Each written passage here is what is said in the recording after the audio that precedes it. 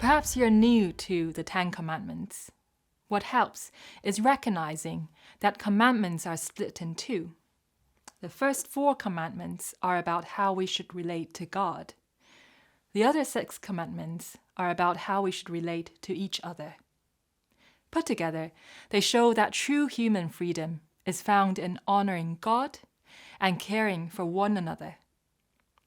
Jesus had the same view of reality. On one occasion, he was asked a theological conundrum of the day. Which is the greatest of the commandments of Moses? There were 613 to choose from, so it sparked a lot of debate. Yet, Jesus doesn't hesitate.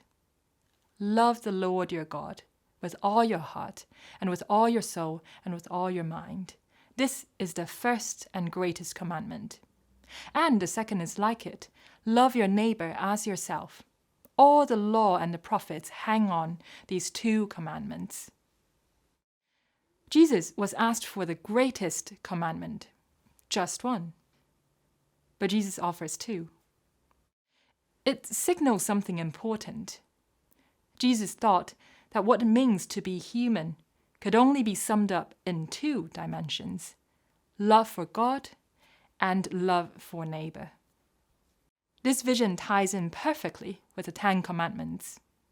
Remember, 4 commandments concern devotion to God, 6 concern devotion to our fellow humans. And that leads to 2 implications. Firstly, the 10 Commandments show us that we should reject religious hypocrisy. We should reject any vision for life that encourages us to love God, but which leads us cold toward each other. And secondly, the 10 Commandments show us that we also go wrong if we find freedom in simply serving others, but ignoring God, the one who created us. To be truly human, to be truly free, we need to be in solid relationships of love. Love in 2 directions. We need to love God and each other. But why should this be?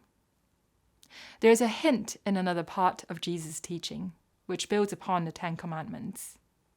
Be merciful, just as your Father is merciful. Mercy must lie at the heart of human relationships, says Jesus. Why? Because mercy characterizes God.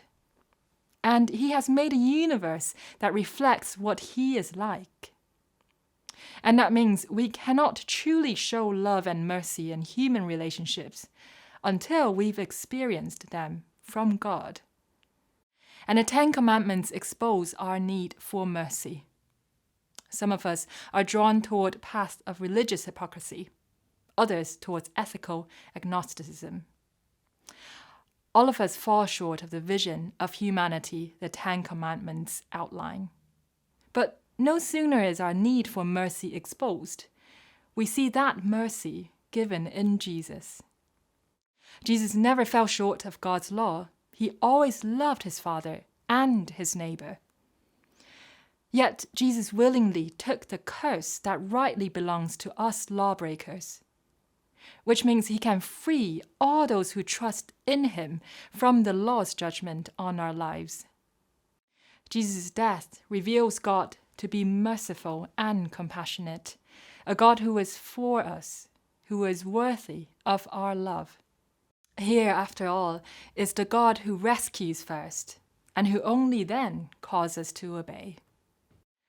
Having won our allegiance, he calls us to true humanity.